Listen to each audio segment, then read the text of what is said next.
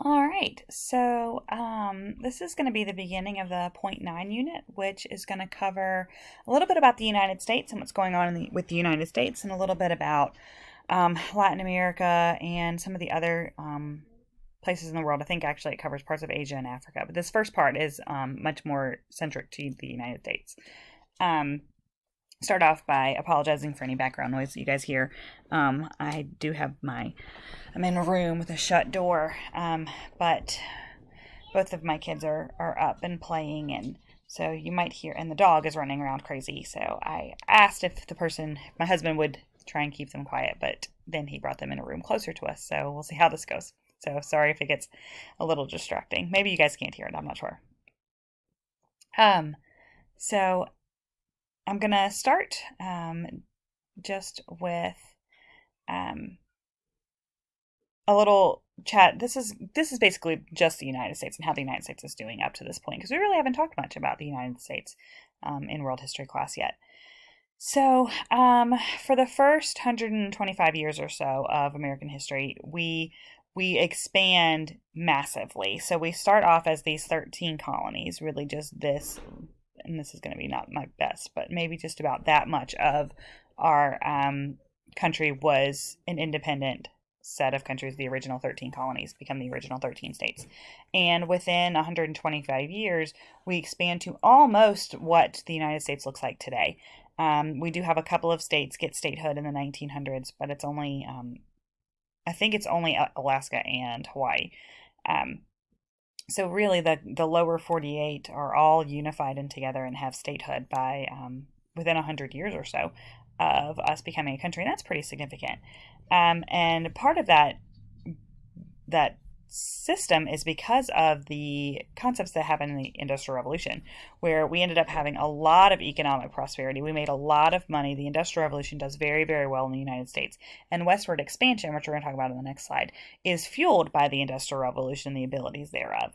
And when we started making money as a country, that then throws us into the global stage, and we now have a role in global politics, which is why we hadn't talked about the United States up to this point.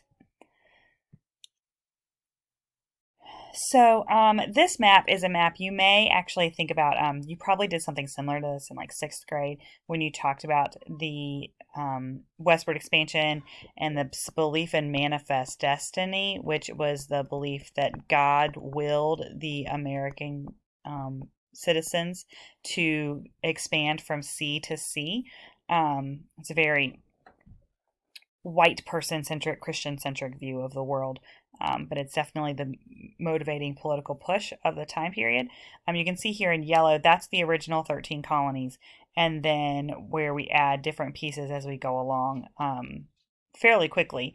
So the end of the American Revolution is in 1781. And within 2 years, we've annexed all of this into the United States, and we just continue to grow from there. So that land is expanded multiple ways. It says economic, political, and military. So economically, like we pay for the Louisiana Purchase, right? Politically, we negotiate for the Oregon Country with the British. We negotiate for Texas politically because we annexed Texas after the Texans have a revolution, try to operate as their own country, and then we annex them as well. But the War of Mexican Secession and the Spanish acquisition there, and of course the original 13 colonies themselves, are all done by war. So that would be your military means. The largest territory added at once is the Louisiana Purchase. This was done by Thomas Jefferson.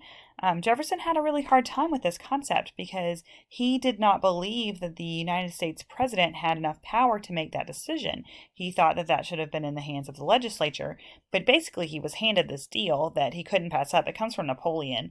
That Napoleon, like Napoleon Bonaparte from France. Napoleon sells off the French claims to the Louisiana Purchase in order to help finance those wars that we talked about, where he was trying to take over all of Europe.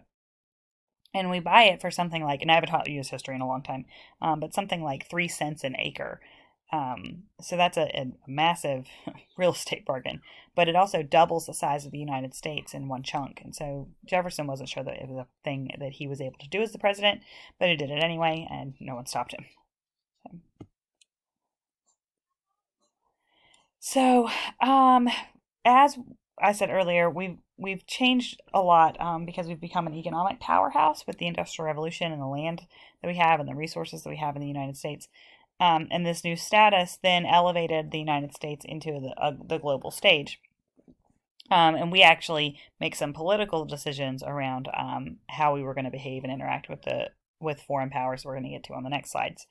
But I also want you to keep in mind at all times that all of this expansion that we talked about on this last page, all the colors in that map, were done so by taking the land from people who already lived there.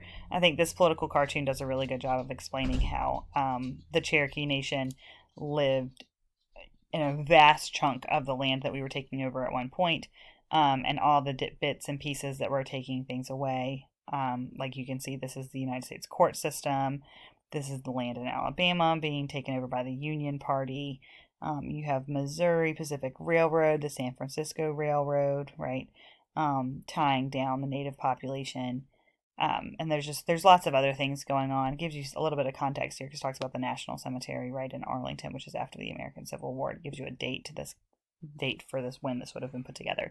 So just remember that when we're talking about American expansion, you learned about manifest destiny in middle school. Remember that it wasn't Americans' right to do that because there were already political units, families, government systems in place on those lands, and we took that away from those people, often stealing it away and going back on our plans.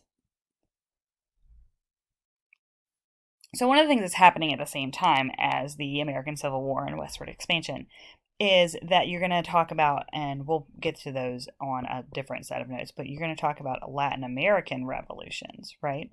So Mexico and Haiti and all of South America are all going to have their own revolutions. They were colonies of Spain and Portugal and France, and they're going to overthrow their governments the same way that we did. And as a result, we put together a foreign policy called the Monroe Doctrine. And in that Monroe Doctrine, we just deemed that the Americas, North and South America, were no longer open for business. Europeans or any other people for that matter could no longer come to our land and claim it for themselves. Which is a little ironic because like the whole reason we're a country is because people from Europe came to our land and claimed it for themselves. But we decided that time period is over and we've moved past it. Those Latin American governments are going to have an issue with trying to blend together how this is going to work for them. But they were doing so with the support of the United States government, at least in verbiage, not really in actions. So the Monroe Doctrine is issued by James Monroe, right? He is one of the early presidents. Let's see, Matt, I think he's I want to say he's number 5. And he is the president, one of the 8 presidents from the state of Virginia.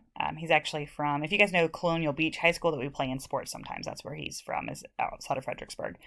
But the Monroe Doctrine issued a statement that said that all Latin American nations, so places like Mexico and Venezuela and Colombia and Brazil that had all had these independence movements, are independent nations. They're no longer colonies of Spain or France or Portugal or whatever.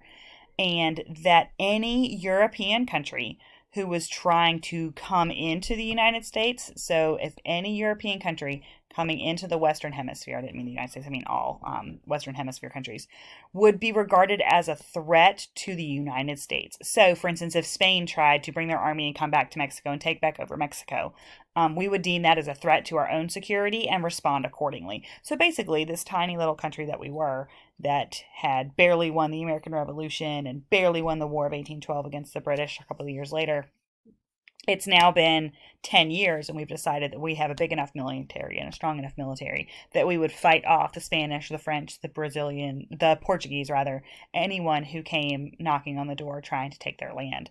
And so it was a bold statement. It was a huge statement politically that we were trying to stake a claim as to who we were and who all these other countries were. Keep in mind that on the background of that, these new Latin American nations like Venezuela, like Colombia, like Mexico, were going to deal with trying to assimilate, try to bring together Europeans, Africans, and Native American cultures, trying to blend them together into one society that could work and function, which is sort of what the United States is still grappling with, even in today's world. So I hope that's good. I hope that makes sense. I think the Monroe Doctrine is one of those things people tend to forget about in our class or forget the details of. One cool phrase that is helpful to remember is don't interfere with the Western Hemisphere. So don't interfere with the Western Hemisphere. And that might help you to remember that what we're saying is that the Europeans couldn't come to the Western Hemisphere. So, as always, thank you for listening. And if you have any questions, reach out. Let me know. Talk to you later.